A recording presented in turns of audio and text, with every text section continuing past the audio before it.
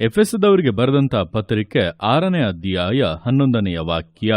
ಸೈತಾನನ ತಂತ್ರೋಪಾಯಗಳನ್ನು ನೀವು ಎದುರಿಸಿ ನಿಲ್ಲುವುದಕ್ಕೆ ಶಕ್ತರಾಗುವಂತೆ ದೇವರು ದಯಪಾಲಿಸುವ ಸರ್ವಾಯುಧಗಳನ್ನು ಧರಿಸಿಕೊಳ್ಳಿರಿ.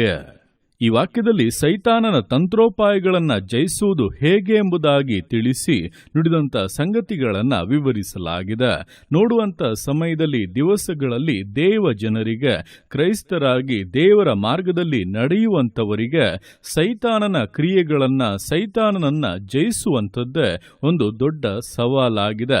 ಸೈತಾನನ ಉಂಟು ಮಾಡುವಂಥ ವಿರೋಧಗಳನ್ನು, ತಡೆಗಳನ್ನು, ಅವನ ಕುತಂತ್ರಗಳನ್ನು, ಅವನು ಎಬ್ಬಿಸುವಂಥ ಪಾಪದ ಶೋಧನೆಗಳನ್ನು, ದುಷ್ಟ ಮನುಷ್ಯರನ್ನ, ಅವರ ಹಗೆತನಗಳನ್ನ, ಇಲ್ಲಸಲ್ಲದ ಕಾರ್ಯಗಳನ್ನ, ನಿಂದೆ ಅವಮಾನಗಳನ್ನೆಲ್ಲ ಜಯಿಸಿ ನಾನು ಯಾವ ರೀತಿ ಮುಂದುವರಿಯುವುದು, ಯಾವ ರೀತಿ ನನ್ನ ಜೀವಿತದಲ್ಲಿ ಅಭಿವೃದ್ಧಿಯನ್ನ ಕಾಣುವುದು, ದೇವರ ವಾಗ್ದಾನಗಳು ಯಾವಾಗ ನೆರವೇರುತ್ತವೆ, ಸೈತಾನ ಹೀಗೆಲ್ಲ ಕುತಂತ್ರಗಳನ್ನು ಮಾಡಿ ನನ್ನನ್ನು ಅಡಗಿಸುವುದಕ್ಕೂ, ವಾಗ್ದಾನಗಳು ನೆರವೇರದಂತೆ ತಡೆ ಮಾಡುವುದಕ್ಕೂ ಬಹಳಷ್ಟು ಕಾರ್ಯಗಳನ್ನು ಮಾಡುತ್ತಾ ಇದ್ದಾನಲ್ಲ, ನಾನಿದನ್ನೆಲ್ಲ ಹೇಗೆ ಜಯಿಸಿ ಮುಂದೆ ಸಾಗುವುದೆಂಬುದಾಗಿ ಅನೇಕರು ಯೋಚಿಸುತ್ತಾ ಪ್ರಾರ್ಥಿಸುತ್ತಾ ಇರುತ್ತಾರೆ. ದೇವರ ವಾಕ್ಯವು ಇದರ ವಿಷಯದಲ್ಲಿ ಸ್ಪಷ್ಟವಾದ ಆಲೋಚನೆಯನ್ನ ಕೊಟ್ಟಿದೆ. ನಾವು ಸೈತಾನನ ತಂತ್ರೋಪಾಯಗಳನ್ನ ಎದುರಿಸಿ ನಿಲ್ಲುವುದಕ್ಕೆ ಶಕ್ತರಾಗುವಂತೆ ದೇವರು ದಯಪಾಲಿಸುವಂತ ಸರ್ವಾಯುಧವನ್ನು ಧರಿಸಿಕೊಳ್ಳಬೇಕು. ಈ ಸರ್ವಾಯುಧದಲ್ಲಿ ಸತ್ಯ, ನೀತಿ, ಸುವಾರ್ತೆ, ನಂಬಿಕೆ, ರಕ್ಷಣೆ, ಕತ್ತಿ ಇದೆಲ್ಲವೂ ಕೂಡ ಅಡಕವಾಗಿದೆ. ನಮ್ಮ ನಡುನೆತ್ತಿಯಿಂದ ಅಂಗಾಲಿನವರೆಗೂ ನಾವು ಧರಿಸಿಕೊಳ್ಳಬೇಕಾದ ಒಂದೊಂದು ಕಾರ್ಯವು ಕೂಡ ಸ್ಪಷ್ಟವಾಗಿ ತಿಳಿಸಲ್ಪಟ್ಟಿದೆ.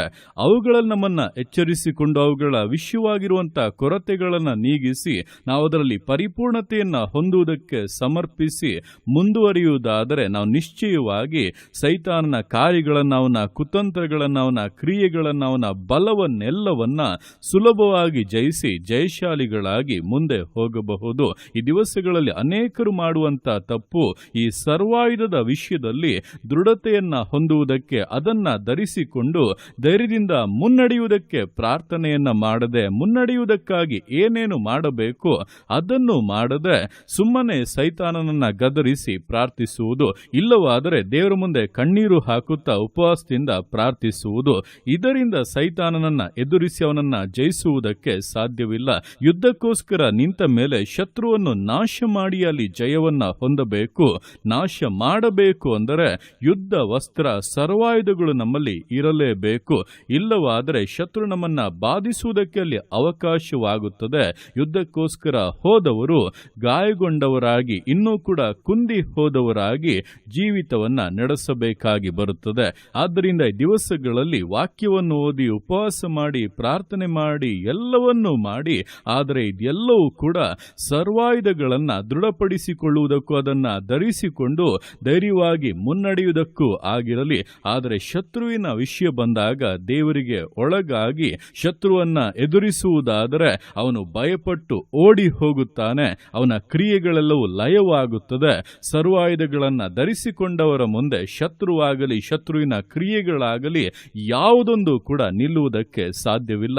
ಆದ್ದರಿಂದ ಈ ದಿವಸಗಳಲ್ಲಿ ಸರ್ವಾಯುಧಗಳ ವಿಷಯವಾಗಿ ಎಚ್ಚರಿಕೆಯಿಂದ, ಗಮನದಿಂದ ಒಂದೊಂದನ್ನು ಕೂಡ ನಮ್ಮ ಜೀವಿತದಲ್ಲಿ ಸ್ಥಿರವಾಗಿಟ್ಟುಕೊಂಡು ಅದರಲ್ಲಿ ಧೈರ್ಯವಾಗಿ ಮುನ್ನಡೆದು ಜಯಶಾಲಿಗಳಾಗಿ ಬದಲಾಗುವಂತ ವಿಧೇಯತೆಯಿಂದ, ದೃಢತೆಯಿಂದ, ನಂಬಿಗಸ್ತತೆಯಿಂದ ವಿಶ್ವಾಸ ಜೀವಿತಗಳನ್ನು ಮುನ್ನಡೆಸೋಣ.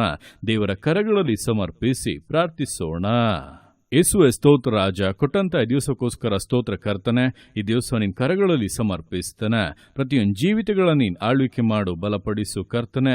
ಹೌದಪ್ಪ, ಸೈತಾನನ ತಂತ್ರೋಪಾಯಗಳನ್ನು ಎದುರಿಸಿ ನಿಲ್ಲುವುದಕ್ಕೆ ಶಕ್ತರಾಗುವಂತೆ, ಅವನನ್ನು ಜಯಿಸುವಂತೆ ನೀನು ಕೊಡುವಂಥ ಸರ್ವಾಯುಧವನ್ನು ಧರಿಸಿಕೊಂಡವರಾಗಿ ಬಲದಲ್ಲಿಯೋ ಅಪ್ಪ, ಕೃಪೆಯಲ್ಲಿಯೂ ವಿಶೇಷವಾದಂಥ ಧೈರ್ಯದಲ್ಲಿಯೂ ಮುನ್ನಡೆಯುವುದಕ್ಕೆ ಪ್ರತಿಯೊಬ್ಬರಿಗೂ ಸಹಾಯ ಮಾಡು. ಈ ದಿವಸಗಳಲ್ಲಿ ಉಪವಾಸ ಮಾಡಿ, ಪ್ರಾರ್ಥನೆ ಮಾಡಿ, ಸರ್ವಾಯುಧಗಳ ವಿಷಯ ಎಚ್ಚೆತ್ತುಕೊಂಡು ಅಪ್ಪ ಅದರಲ್ಲಿ ಧೈರ್ಯವಾಗಿ ಮುನ್ನಡೆಯುವುದಕ್ಕೆ ಪ್ರತಿಯೊಬ್ಬರಿಗೂ ಸಹಾಯ ಮಾಡು. ನೀನು ಅನುಗ್ರಹಿಸುವಂತ ಸರ್ವಾಯುಧಗಳು ಒಂದೊಂದು ಕೂಡ ನಿನ್ನ ಮಕ್ಕಳ ಮೇಲೆ ಇಳಿಯಲಿ ಕರ್ತನೆ. ನಡು ನೆತ್ತಿಯಿಂದ ಅಂಗಾಲಿನವರೆಗೂ ಪರಿಪೂರ್ಣವಂತ ಸರ್ವಾಯುಧಗಳು ಜೀವಿತಗಳಿಗೆ ಅನುಗ್ರಹಿಸಲ್ಪಟ್ಟು ನಿನ್ನ ಮಕ್ಕಳು ಅದನ್ನ ಧರಿಸಿಕೊಂಡು ಧೈರ್ಯವಾಗಿ ಮುನ್ನುಗ್ಗಲಿ. ಸೈತಾನ ಕ್ರಿಯೆಗಳು, ಸೈತಾನ ಕಾರ್ಯಗಳೆಲ್ಲ ಲಯವಾಗಿ ಹೋಗಲಿ. ಸೈತಾನನು ಸೋತು ನಾಶವಾಗಲಿ. ನಿನ್ನ ಮಕ್ಕಳಾದರೂ ಜಯದ ಮೇಲೆ ಜಯ ಹೊಂದುತ್ತಾಪ, ಬಿಡುಗಡೆ ಬಿಡುಗಡೆಯ ಮೇಲೆ ಬಿಡುಗಡೆಯನ್ನು ಹೊಂದುತ್ತಾ ನೀಟ್ಟಿರುವಂಥ ಸಕಲ ವಾಗ್ದಾನಗಳ ಪರಿಪೂರ್ಣತೆಯಲ್ಲಿ ಸಂತೋಷಿಸುವಂತೆ ಈ ದಿವಸಗಳನ್ನು ಬದಲಾಯಿಸು. ತಡೆಗಳು ಮುರಿದು ಬಿದ್ದದಕ್ಕಾಗಿ ಸ್ತೋತ್ರ. ಯೇಸುವಿನ ನಾಮದಲ್ಲಿ ಹೊಸ ಮಾರ್ಗಗಳು ತೆರೆಯಲ್ಪಟ್ಟಿರುವುದಕ್ಕಾಗಿ ಸ್ತೋತ್ರ. ತಂದೆ, ನಿನಗೆ ಮಹಿಮೆ ಉಂಟಾಗಲಿ ಅಪ್ಪ. ನಿನ್ನ ಕರಗಳಲ್ಲಿ ಪ್ರತಿಯೊಂದು ಜೀವಿತಗಳನ್ನು ಸಮರ್ಪಿಸ್ತಾ ಅದನ್ನ ಆಶೀರ್ವದಿಸು, ಮಾನಿಸು, ಘನಪಡಿಸು. ಎಲ್ಲ ನಿನ್ನ ಕರಗಳಲ್ಲಿ ಸಮರ್ಪಿಸಿ ಎಲ್ಲ ಸ್ತುತಿಗಾನ ಮಾನ್ಪಣಿನೊಬ್ಬನಿಗೆ ಸಲ್ಲಿಸಿ ಯೇಸುವಿನ ನಾಮದಲ್ಲಿ ಬೇಡುತ್ತೇನೆ ನಮ್ಮ ತಂದೆಯೇ. ಆಮೇನ್, ಆಮೇನ್.